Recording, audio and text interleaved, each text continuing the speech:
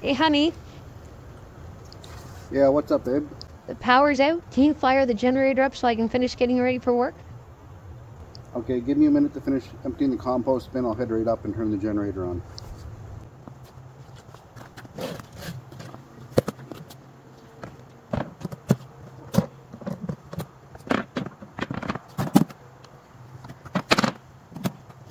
Now that we have the generator running, can you go online and see what's going on with the power when it's going to come back up? I just took a look on Facebook and it looks like an excavator hit some power lines and knocked down 6 power poles, so it's probably going to be quite a while. Hey everybody, welcome back. So we haven't had power because of this power outage that happened down the road for about 2 days now. So it's really important around our homestead and within our community as well that we have that ability to communicate. So the grid can go down for lots of different reasons. It can go down because of different weather events. It can go down because of mechanical failures. It's even very common for it to happen as a result of human errors, such as a dump truck pulling the excavator through several power lines while the boom is extended. So once we do have that disaster, how are we going to communicate with each other? A lot of times to communicate with each other, a ham radio can be one of our best options to use. So let's take a quick look at some ham radios and some of our options. There's also several things that we want to keep in mind as consideration. How we go about making sure that we have the right frequencies programmed in our radios, what our best way to go about using them for our particular use situation. So for us, we typically will use them around our homestead. We'll also use them within our MAG or mutual assistant groups as well. Now, unfortunately, if it's your hope to talk all the way around the world with these radios, that's definitely not something that's going to be able to happen. These radios are all going to be line of sight radios. And what that basically means is the radio needs to be able to see the wave that's coming from the other radio. The advertised distance for most of these radios is going to be up something like 25, 50 kilometers, depending on the radio. Now, in order to get that maximum distance, you're going to need to be on one hilltop and someone else is going to need to be on another hilltop talking between the two radios. And that certainly would be possible. If we go out into the real world, typically that's not going to be the situation we're looking at. What's kind of more common is I found with my radios and my antennas, I can get up to 1 to 5 kilometers, depending on the radio itself, how big the antenna is on that radio, whether it's a aftermarket antenna that's going to have a higher gain, can have huge effects on how far that's going to go and how far you're going to be able to pick that up from. Now, to be able to transmit on a radio, you do have to have a license. However, you don't have to have a license in order to receive any radio frequencies at all.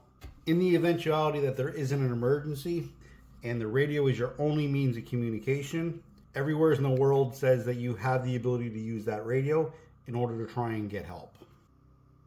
When we talk about ham radios, typically what we're going to be referring to in the preparedness community is going to be handy talkies or HTs. And HTs are typically allotted to very specific bands. These will typically do GMRS, MRS, MERS, and the Marine band. Now, throughout all those different bands, there are regulations around that. The regulations around that are different for every country, and the allotment for who's allowed to use those bands is different for each country as well. So it's really important that you're familiar with your specific legislation around use of radios for the area that you're in. If we take a look at the different frequencies we can use GMRS or MRS. They'll typically be your family radio channels. A lot of these channels are going to be available on those bubble pack style radios, similar to the ones that we have here on screen. Frequency we'll take a quick look at is going to be MERS. MERS is typically for business use. And then the Marine band is going to be specifically for if you're on a body of water. And there's a standard set of frequencies that are used while you're on a body of water. For the two different types of radio communication that we can use with a handheld radio, we can either use simplex or duplex. So with simplex, typically that's going to be radio to radio communication. With duplex, this is typically going to be used with a repeater. And how that repeater is going to work, it's going to receive the radio frequency on one channel. So for an example, 147.156, and then it's going to rebroadcast that signal back out off the repeater onto a different channel. And so that different channel could be something like 147.75 as an example. There are different types of repeaters that you can get as well. So there are simplex repeaters and there are duplex repeaters. With a simplex repeater, what's going to happen when you transmit your signal? The repeater is then going to record that onto the repeater. It'll then wait a moment until you stop transmitting, and then it'll retransmit that signal. Now that signal can be rebroadcast either on the same frequency that it was received on, or it can transmit onto a different frequency as well. Now, how a duplex repeater is going to work, it's going to, at the same time that it's receiving, it's going to be transmitting that message without recording that message at all. So when you key up one radio, immediately it's rebroadcast as you're saying it live onto a different radio frequency. Now with a duplex repeater, how that's going to operate is the exact same way I explained duplex a moment ago. So if we're transmitting on 147.165, at the exact same time that we're transmitting, it's going to rebroadcast that signal. So if we were to have a positive offset of 0.6, it'll then rebroadcast that signal at 147.6.5. Now there's going to be two different ways that signals can be transmitted over any kind of a handheld radio. Now that's going to be an analog signal or a digital signal. With an analog signal, how that's going to work, it's going to be a standard signal that everyone's going to be able to pick up and receive. With a digital signal, it's going to transfer it into ones and zeros, and once it's into that digital format, an analog radio is not going to be able to pick up that digital format and understand what's being said. Now that we know exactly what frequencies we're looking at with our radios, the next thing we want to do is look at programming our radios. If you're using a Baofeng or some other radios that are able to be programmed with chirp, I'd recommend that you type in chirp in Google, and the very first link that you'll come up will bring you to Chirp's homepage. Once you're on Chirp's homepage, make sure you're under the download section and click on the link for download the latest version of Chirp. There's probably going to be some additional download buttons. Those are all going to be advertisements. Make sure you're not clicking on those. Once you've clicked on the download now button, you should see this page. And what you want to download is the Chirp Next installer, and it'll have the date of the last update in that title. Once you've completed installing that download, you'll be ready to start the program up. All right, now that we got our radio plugged in, what exactly are we going to put in for frequency so that we are able to use our radio? Well, there's a couple good resources that we can go to find different channels that we can plug in. So on radioreference.com, we can get a lot of information about different frequencies that we can potentially be of benefit to us to be able to listen to or communicate on. A couple of examples of that could be things like fire departments, police departments, municipal services, and you can search this website in all kinds of different ways. You can search it by province, you can search it by region, you can search it by city. Depending on how specific you want to get is what information that it's going to provide back to you. And what it'll give us the frequency that they're on, what their radio license is, the type of frequencies that they're using, and then a brief description of the radio frequency and what it's being used for in this area. So once we go into Chirp, if we go to the very top, select radio, query source, and then repeater book, it's going to give us all kinds of options for every area. So if you select your country, the province that you're in or the state that you're in, and then just hit OK, it'll give you every single radio repeater that's going to be in that province. You can then go through this and select any repeaters that are going to be appropriate for you to be able to listen or communicate in on. For my radio channels, what I've done is I've taken from 0 to 22, and I've programmed in all the local repeaters for the areas where I expect to be traveling through and for the area that I live in as well. I also have some local channels for some of our public services such as buses and taxis programmed in as well. For frequencies 22 to 31, what I've done is I've taken some Alberta-wide channels. I've programmed those in because I used to live in Alberta and travel through Alberta fairly often. You can see that I have from 32 to 45.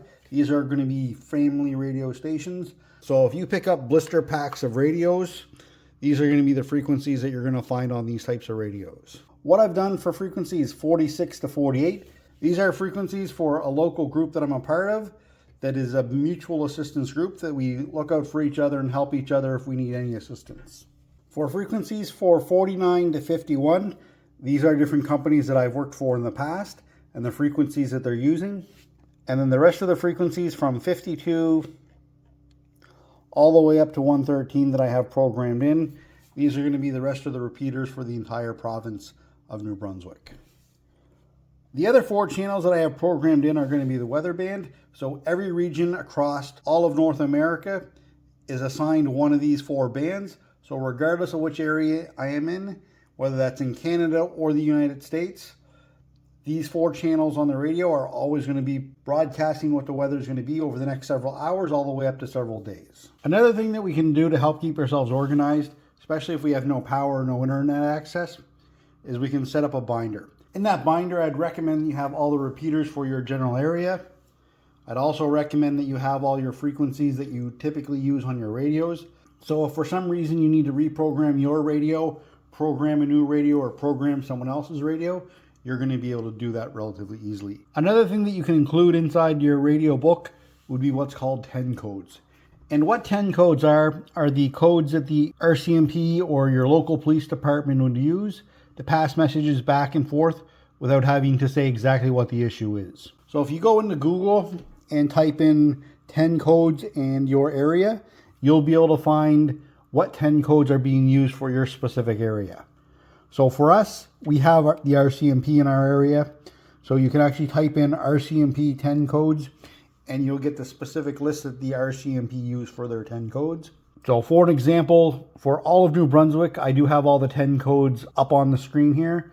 So for the Fredericton Fire Department, the Fredericton Police Department, New Brunswick Ambulance, New Brunswick Department of Natural Resources and Fire, New Brunswick Highway Patrol Codes, St. John Fire Department, St. John Police Department. There may be some additional 10 codes out there as well, but those are all the ones that I'm aware of. And I'd certainly say that it is best practice to have a list of all those 10 codes saved and put into your binder so that you can refer to those in the eventuality that there's an emergency and you need to get more information about what's happening in the area. All right, everyone, that's going to be everything for today. Don't forget to hit the like and subscribe button and hit the bell notification so that you're notified every time that I drop a new video.